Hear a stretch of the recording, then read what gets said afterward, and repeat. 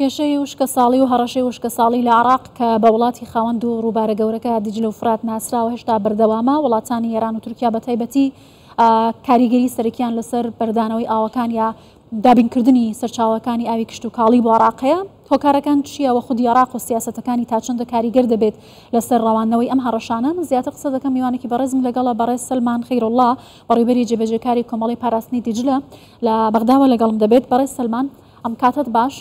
هەڕەشەی وشکە ساڵی لەسەر عێراق ئێستا بە مەترسێکی زۆر گەورە ناوی لێوە دەبرێت. هۆکارە سەرەکیەکانی چین جگە لە گۆڕاکانەکانی کەش و هەواوە ئەو کەش و هەوا و جغرافیای تایبەتە کە عێراق هەیەی؟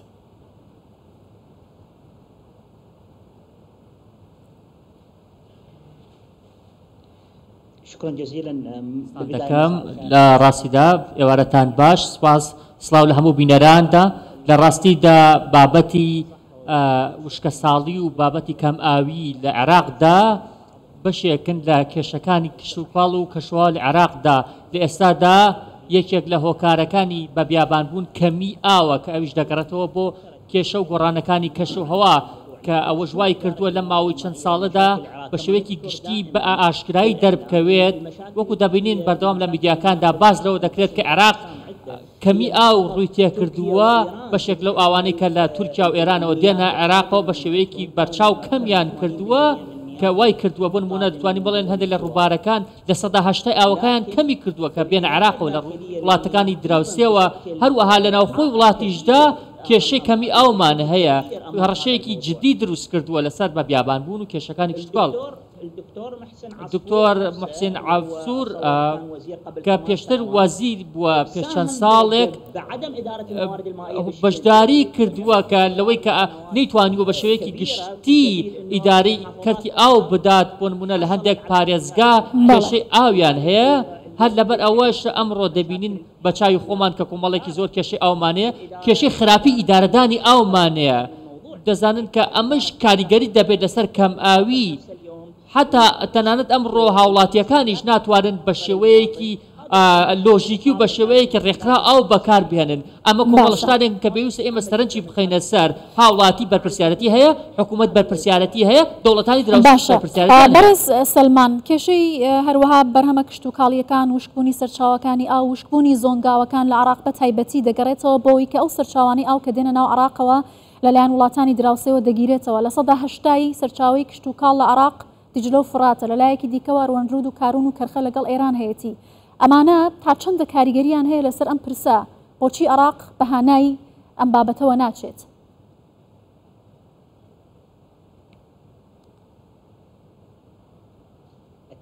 بەڵێ بێگومان کاریگەری گەورەیان هەیە. ئەمڕۆ ئێمە دەبینین کە سەدان کیلۆمەتر لە زەوی کشت و کاڵیمان لەدەستداوە بەهۆی بیابانبوون و کەمی ئاوەوە. تاوەکو ئێستا نزیکەی لە 2 کەس لە 4 کەسی خەڵکی دیوانیە ڕەنگە هەڵهاتەبن لە شوێنەکانی خۆیان بەهۆی وشکبوونی ئەهوارەکانەوە بەهۆی کەمی ئاوەوە. دەزانن خەڵک ناوچەکانیان بەجێ دەهێڵن. ئەمە قەیرانی دروست کردووە. ئەمە کاریگەری لەسەر ئاسایشی خۆراکێ، کاریگەری لەسەر ئاسایشی نیشتیمانی هەیە، بە تایبەتی لەسەر ئەو کەسانی پشت بە کشت و کاڵ دەبەسن وەکو سەرچاوی داهات. ئەمڕۆ دەبینین وڵاتانی دراوسێ کە سەرچاوی ئاوی عێراقیان لێ کەمیان کردنوێتەوە بە شێوەیەکی زۆر کاریگەریان هەبووە لەسەر کەمکردنەوەی ئاو لە عێراقدا. بۆ نمونە هەڵدەسن کە کشت و کاڵ دەکەن لە سنوورەکانی عێراقدا، ئەوەش ئاوی عێراق کەم دەکاتەوە. ئەمە کێشەی دروست کردووە. کاریگەری لەسەر سەرچاوی ئابووریشمان دەبێن. ئەمڕۆ دەبینین ئاوی عێراق وەکو چەکێک دژی عێراق بەکاردەهێنرێت لەلایەن وڵاتانی دراوسێەوە. سەرچاوەکانی ئاو وەکو چەکی سیاسی بەکاردەهێنرێت کە کاریگەری دەبێت لەسەر دۆخی کۆمەڵایەتی و لەسەر حکوومەتی عێراقیش. ئەمە ئەو سەبەب و هۆکارانن کە وڵاتانی دراوسێ کاریگەریان لەسەر عێراقی لە ڕێگەی بەکارهێنانی ئاوەوە. باشە، یەکەمیان بۆ نمونە کاریگەری لەسەر کشت و کاڵ دەبێت، کاریگەری لەسەر خۆراک دەبێت، پەیوەندیدار ئاماژە بۆ دەکەن. کاریگەری لەسەر ماسیش دەبێت، بەرهەمی ماسیش دەبێت. بردن، خراپ ئیدارەدان، گەندەڵی و بەکارهێنانی شێوازە کلاسیکەکانی ئاودێری واتە کەڵک نەگرتن لەو تەکنۆلۆژیای کە ئێستا هەیە و سیاسەتی خراپی عێراق لە بەڕێوەبردن وای کردووە کەم کێشانە دروست ببێت. ئەمانە چۆن چارەسەر دەبێت؟ چ لایەنێک بەرپرسیارە لە بەرامبەر ئەم شێوازە سیاسەتە لە عێراقدا؟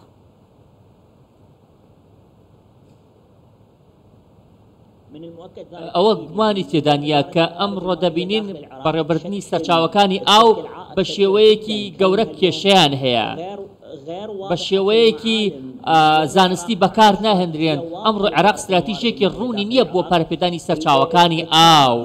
ئەمڕۆ دەبینین کۆمەڵێک کێشەی زۆر لە ساڵانی ڕابردوودا ڕوویانداوە، لە ساڵی 2023 ڕوویانداوە. ئەمڕۆ کەڵەکە بوون وایان کردووە کە شارێکی گەورە دروست بێت، وایان کردووە کە سەرچاوەکانی ئەو بە شێوەیەکی باش و زانستیانە بەڕێوە نەبرێن. لە ماوەکانی ڕابردوودا لە ساڵی 2005 و تا ساڵی 2015 ئەکێشەی ئەو دەرکەوت. دەبینین کە لە ساڵی ڕابردووش کێشەی ئەو لە تەنانەت لە سلێمانیش دەرکەوت، لە هەولێریش بینیمان. ئەمە وای کردووە کە بۆ نمونە جوتیارێک لە هەولێر لە دهۆک لە سلێمانی کێشەی کەمی ئاوی هەیە. ئەمە کێشەیەکە هەموو عێراقی گرتووەتەوە. ئەمە کێشەیەکە کە ڕەنگە هەڕەشەی جدی بێت لەسەر عێراق. کاریگەری گشتی دەبێت لەسەر جوتیاران، لەسەر خاوەن ئاژەڵان، لەسەر خاوەن ماسیەکان. بۆ نمونە ئەو زەویانەی کە لە عێراق بۆ کشتوکاڵ بەکار دەهێنرێن دەبینی ڕۆژ لە ڕۆژ گەورەتر و فراوانتر دەبن، بە بیابان و زیاتر دەبێت. حکوومەت دیدگایەکی ڕۆشنی نەبووە لەم بارەیەوە. زۆر باشە لە کۆتایش تاگر بپرسم بەڕێز ئەوەی کە لە ڕووی بازرگانیشەوە لەگەڵ هەوڵە جیهانیەکان بۆ ڕوبەڕووبوونەوەی کاریگەریەکانی گۆڕانی کەشوهەوا بە تایبەتی عێراقی شێکێک لە وڵاتانەیە کە بەشداری لووتکە جیهانیەکانی گۆڕانی کەشوهەوای کردووە. پلان و پرۆژەتان چییە و ئەتوانن چه پێشنیارێک بکەن و عێراق دەتوانێت چی بکات بۆ دەربازبوون لەم قەیرانەی کە ئێستا تێی کەوتووە؟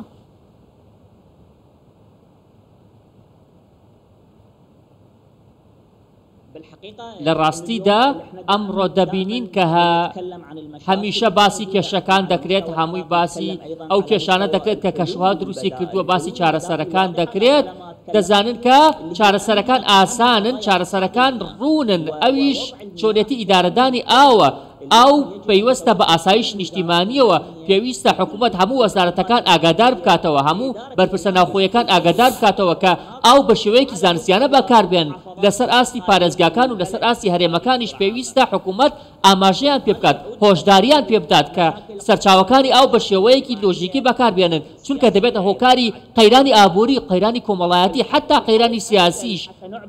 بۆ نمونە چارەسەری نمونەی لەم کاتەدا ئەوەیە کە ئێمە پێویستمان بە کۆمەڵێک سەرچاو کۆمەڵێک پرۆژەی گەورە هەیە بۆ گڵدانەوەی ئاو. ئەمە چارەسەرێکی نمونەیە ئاو بەکار بێنین، بۆ نمونە ئاو کۆ بکەینەوە پێش ئەوەی بەکاری بێنین.